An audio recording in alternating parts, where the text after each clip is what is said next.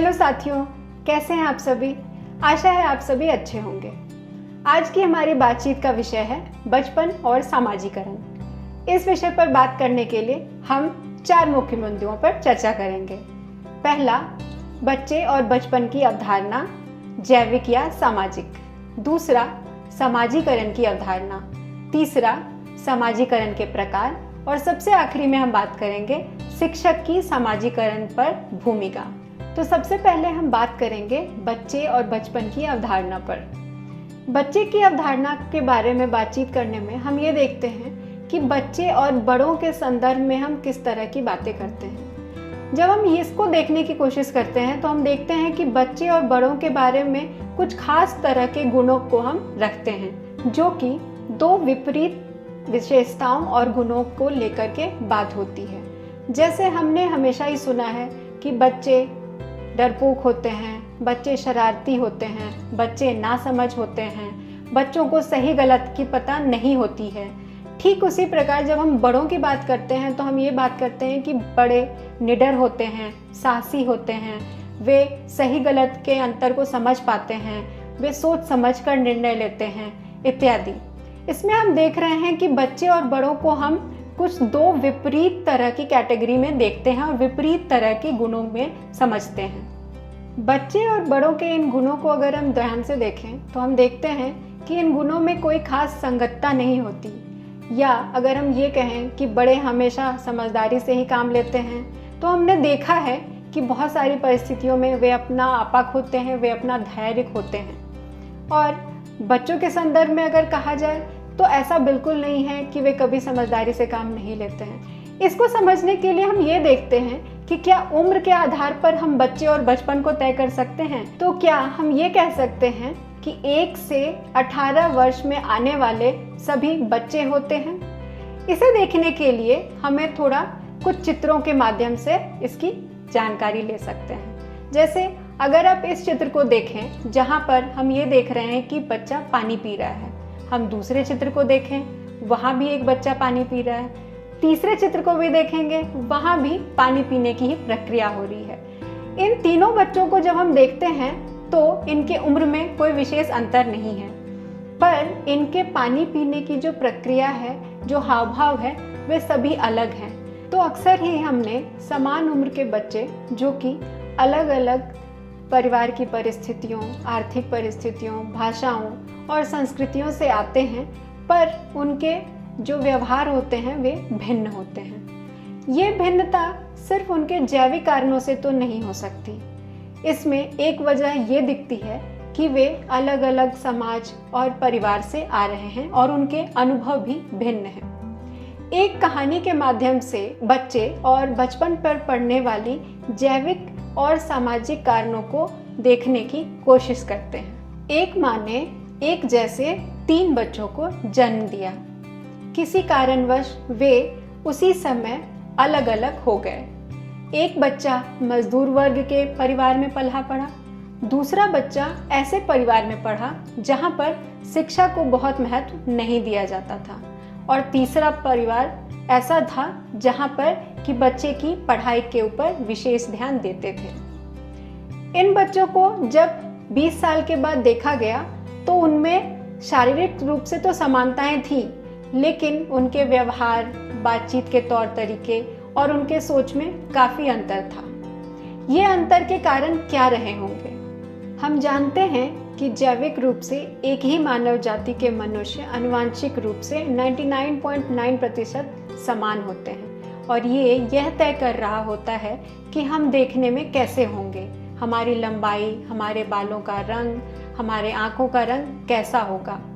आनुवंशिक रूप से तो बच्चे एक जैसे हैं, पर इसके बावजूद भी उनमें काफ़ी भिन्नताएं दिख रही हैं। जैसे उनके सोचने का, उनके बातचीत करने के तौर तरीके, उनकी मान्यताएं सभी भिन्न हैं। और उनमें ये भिन्नताएं इसलिए थी क्योंकि वे अलग अलग परिवारों और मान्यताओं वाले जगह से पले बढ़े थे।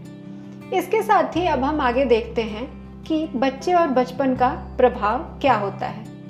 अभी तक की बातचीत से हमने समझा कि जैविक आधारों की तुलना में जो सामाजिक प्रभाव हैं वे अपेक्षाकृत ज़्यादा हैं। भले ही हम 99.9% आनुवंशिक रूप से समान हैं, लेकिन क्योंकि हमारे जो अनुभव हैं, हमारे जो परिवार का जो परिस्थिति है, जो आर्थिक परिस्थिति है और जो वहाँ की संस्कृति और मान्यताएं हैं वे भिन्न हैं, इसलिए हमारे जो अनुभव होते हैं वे भी भिन्न होते हैं। तो हम ये कह सकते हैं, और क्योंकि हमने अभी एक कहानी के माध्यम से ये समझ भी लिया है कि कैसे आनुवंशिक रूप से समान होने के बावजूद इन सामाजिक कारकों के कारण जो प्रभाव थे वो बहुत ज़्यादा थे, तो हम कह सकते हैं कि बचपन एक सामाजिक अवधारणा है।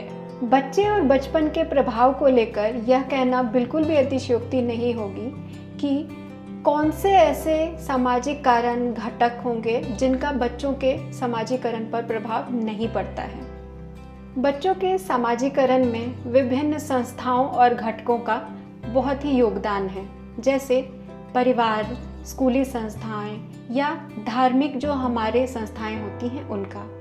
बच्चों के समाजीकरण में एक महत्वपूर्ण रोल सामाजिक प्रक्रियाओं का भी होता है, जैसे बच्चे आपस में उनके दोस्तों के साथ किस तरह बातचीत करते हैं, व्यवहार करते हैं, वे बड़ों और पड़ोसियों के साथ किस तरह से बातचीत करते हैं। इसके साथ ही उनके घरों और आस पड़ोस में होने वाले त्योहारों पर में जो भी प्रक्रियाएं होती हैं, इन सब का उनके सामाजिक जीवन पर बहुत असर पड़ता है। इन सभी सामाजिक संस्थाओं और प्रक्रियाओं की वजह से बच्चे अपनी सामाजिक अवधारणा बनाते हैं। वे उसी प्रकार आचरण भी करते हैं। वे अपने समाज में सीखते हैं कि कौन से गुण वांछनीय हैं, कौन से आचरण वांछनीय है, और वे उन्हें अपने आचार और व्यवहार में शामिल करते हैं। तो हम देखते हैं कि कैसे समाज का बच्चों के ऊपर और उनके सोच और मान्यताओं और व्यवहारों पर कितना प्रभाव पड़ता है। अभी हमने जाना समाजीकरण क्या है और उनका बच्चों पर कैसे प्रभाव पड़ता है और बच्चे कैसे समाजीकरण की प्रक्रिया में शामिल होते हैं। अब हम जानते हैं समाजीकरण कितने प्रकार के होते हैं। समाजीकरण 2 प्रकार के होते हैं, प्राथमिक और द्वितीयक। प्राथमिक समाजीकरण में हम देखते हैं कि बच्चा जब जन्म लेता है वह अपने परिवार का हिस्सा बनता है और अपने पालन पोषण के दौरान काफ़ी मूल्य और व्यवहार वो सीखता चला जाता है। जब वो थोड़ा बड़ा होता है तो वो आस पड़ोस में बच्चों से मिलता है, नए दोस्त बनाता है, पड़ोसियों से बातचीत करता है और धीरे धीरे उसका जो संसार है वो विस्तृत होता चला जाता है। यहाँ बहुत औपचारिक रूप से वह समाजीकरण की प्रक्रिया नहीं हो रही होती है, लेकिन फिर भी वो काफ़ी सारे मूल्य और व्यवहार सीखता चला जाता है। दूसरा समाजीकरण होता है द्वितीयक समाजीकरण। द्वितीयक समाजीकरण में हम देखते हैं कि अब बच्चों का संसार काफ़ी विस्तृत हो चुका है। अब वे इस तरह की संस्थाओं का हिस्सा बनते हैं या ऐसी प्रक्रियाओं का हिस्सा बनते हैं जो कि औपचारिक रूप से जहाँ कुछ प्रक्रियाएं चलती रहती हैं। जैसे हम बात करते हैं स्कूलों की या मंदिरों की, यहाँ हम देखेंगे कि उद्देश्यपूर्ण ढंग से उनका समाजीकरण हो रहा है। किस तरह से कुछ वांछित प्रक्रियाएं हैं जो चाहते हैं कि हम बच्चों में शामिल करें और उन्हें सिखाया जाता है। इसका एक खास महत्व है बच्चों के समाजीकरण में। आखिरी में हमारे लिए समझना ये ज़रूरी है कि समाजीकरण की ये प्रक्रिया, बचपन की जो अवधारणा है, इसको शिक्षक किस प्रकार लेंगे, उन्हें इन अवधारणाओं और इस समझ से अपने कक्षाओं में क्या बदलाव करना होगा और उनकी इन सब में क्या भूमिका है। कक्षा 1 है जिसमें एक शिक्षक अपने पीरियड में निरंतर 10 सेकंड 15 सेकंड पहले कक्षा में शामिल होते हैं। दूसरी कक्षा है जहां 10-15 मिनट लेट से ही वह कक्षा शुरू होती है। अब अगर इन दोनों की हम तुलना करें तो हम देखेंगे कि दूसरी कक्षा की तुलना में पहली कक्षा के बच्चे ज़्यादा सजग और जिम्मेदार होंगे, क्योंकि वे देख रहे हैं कि शिक्षक बिना बताए ही अपने व्यवहार के द्वारा यह बात परिलक्षित कर रहे हैं कि समय का पालन करना आवश्यक है। तो हम देखते हैं कि बच्चे व्यवहार से भी सीखते हैं, तो वे निश्चित रूप से समय का महत्व ज़रूर समझेंगे। तो आज की इस बातचीत में हमने देखा कि बच्चे और बचपन की अवधारणा क्या होती है, जैविक और सामाजिक रूप से उन पर क्या प्रभाव पड़ता है, समाजीकरण क्या होती है, समाजीकरण कितने प्रकार के होते हैं और इन सब का शिक्षक से क्या लेना देना है और उनकी क्या भूमिका है। मुझे आशा है कि आपको आज की ये बातचीत अच्छी लगी होगी। अभी के लिए बाय।